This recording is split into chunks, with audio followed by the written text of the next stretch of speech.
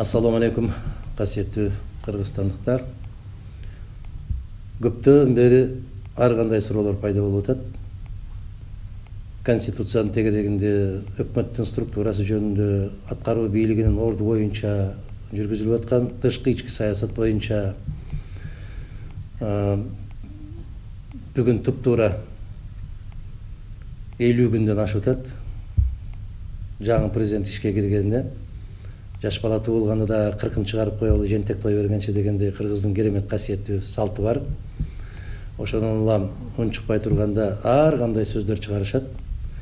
Мадумаров үйдөн чыкпай олтурган кезде дагы толгон токой сөздөрдү айтып, ар кандай нерселерди чыгарышып, ошондон өздөрү рахат алышабы, же зеригип турушабы, айтор кандай болсо дагы биздин бул дүйнөдө бар экенибизден белги берип турушат. Аларга да рахмат, ыраазычылык айтып коелу.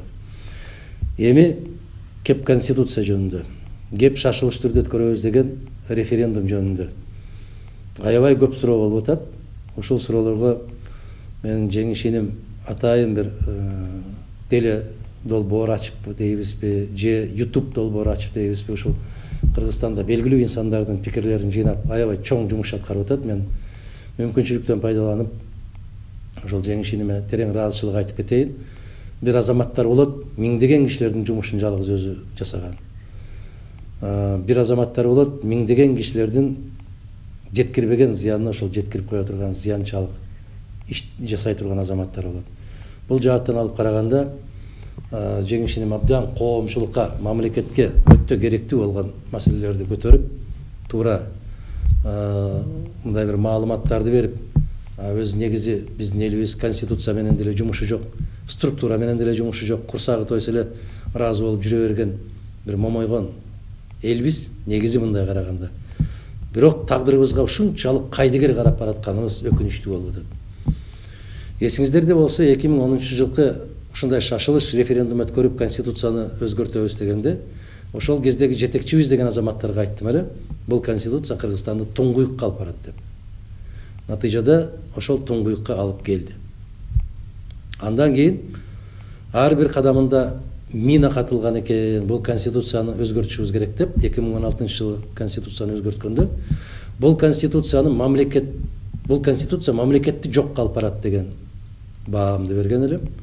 Мамлекеттин жок экендигини мына өткөн жылы жазда башталган апаат ооруда көрсөттү, тышкы саясатыбыз да көрсөттү, экономикабыз да көрсөттү, коррупциялык схемалар ушунчалык гүлдөп кеткендигин көрсөттү. Демек мамлекет жок болуп кеткендигине далил ошол болду. Анан кече октябрь айындагы, өткөн жылкы октябрь айындагы болгон окуяларда мамлекеттин жок экендиги да кашкайып көрүнүп калды. Себеп коопсуздукту камсыз кылуучу генералдарыбыз өзү биринчи качып кеткенден кийин, демек мамлекет жок деп айтсак болот. Эми ошондон пайдаланган келген бүгүнкү азаматтардын жүргүзүп аткан саясаты мына ошол талкуу кылып өттү, бүттү. Биз муну референдумда кабыл алышыбыз керек деген конституциясынын долбоорун мен абдан кылдаттык менен карап чыктым, окуп чыктым.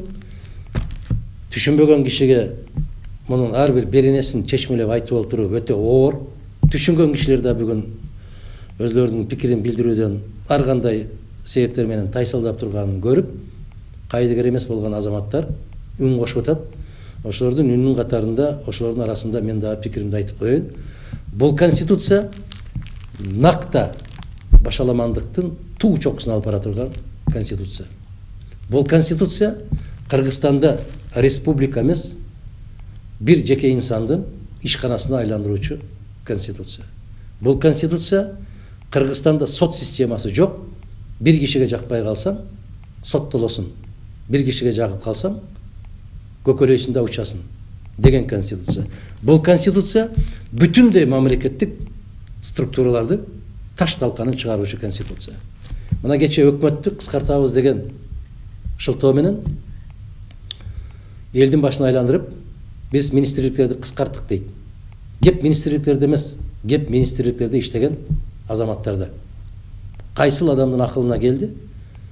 Социалдык фондду саламаттык сактоо министрлигине кошуу. Социалдык фонд бул топтолуу принциби менен чарбалык иш жүргүзбөй турган мамлекеттик уюм экенин бүгүнкү бийликке келген азаматтарды акылы жетпесе керек, ага жетпесе керек, жетпегендиктен ушундай бириктиребиз деген иштерди кылып атса керек. Кайсыл акылы көктөп кеткен азамат архитектураны транспорт министрлигине кошту. Акыл ордунда болгон киши муну түшүндүрүп бере албайт. Андан сырткары 2021 жыл бүтүндөй кошулуу менен, бөлүнүү менен, жарылуу менен өтөт да экономикабыз кайрадан баягы эшек эмес итке минип, иттен да түшүп мышка минип калган жагдайга кептелебиз. Бул конституцияга, урматтуу мекендештер, аяр мамиле жасагыла. Бул конституция менин китебим эмес. Бул конституция бир партиянын уставы эмес. Бул конституция мамлекеттин жүзү, мамлекеттин эң башкы мыйзамы. Бул конституция кыргыз мамлекети кандай жолдо кетет, кандай жол менен өнүгөт, аны аныктоочу конституция. Мына ушул жерге мыйзам чыгаруу укуктарын жеке инсандын колуна берип коюу аракетин карап көрүңүздөр. Кыргыз аткаруу бийлиги президент башкарат дейт. Бирок эгерде аткаруу бийлигинин кызматы элге жакпай калса, администрациянын башчысы жумуштан кетет экен. Бул конституция менимче кыргыз тарыхындагы бүтүндөй бардык тармакты колуна мыкчып отурган хандардын да түшүнө кирген эмес. Биздин тарыхыбызда хандар дагы чечим чыгараарда казыларга кайрылган. Чечим чыгараарда аксакалдар кеңешине кайрылган. Чечим чыгараарда эл менен акылдашкан. Бул конституция баарын мен билем, баарын мен чечем. Себеп элдин каалоосу ушул болуп атат. Кыргыз эли менден ушуну талап кылып атат. Кыргыз элинин бүгүнкү каалоосу ушул болуп атат деген өтө кара мүртөс, жакшылыкка алып барбай турган жол менен алып баруучу конституция. Башкы прокуратурага мыйзам чыгаруу демилгесин берип коюу бул өтө дүйнөдөгү болбогон алешемдик. Баш прокуратуранын аткарар жумушу бирөө гана. Кыргызстанда мыйзамдардын так кыйшаюусуз аткарылышын көзөмөлгө алуу функциясы гана бар. Башка функция жок аларда. Аткаруу бийлигинде жеке инсанга берилип атат. Өкмөттүн курамына дагы эмес, өкмөттүн токтому менен эмес. Жеке инсан мыйзам жазууга укугу бар деп чыгып атат.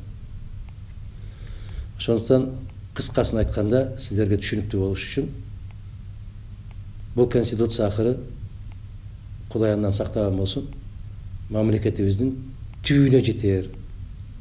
Башка душманды издөөнүн кажети жок.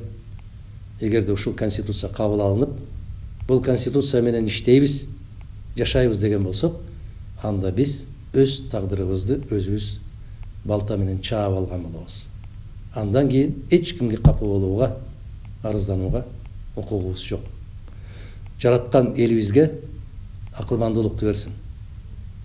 Жетекчибиз деп отурган азаматтарга ыйман берсин. Негизи кандай жол менен кетсек дагы кылымга арткан элибиз келечеги кең, асманыбыз ачык болсун. Асманыбыз ачык болсун деп тилеп отура бербей, мына ушундай жерлерге келгенде чечкиндүү сөзүбүздү айтууга милдеттүү экенибизди сезишибиз керек. Себеп ар бирибиздин тагдырыбыз өзүбүздүн колубузда. Акылман элим туура чечим кабыл алат деген үмүттөмүн. Саламатта болуңуздар.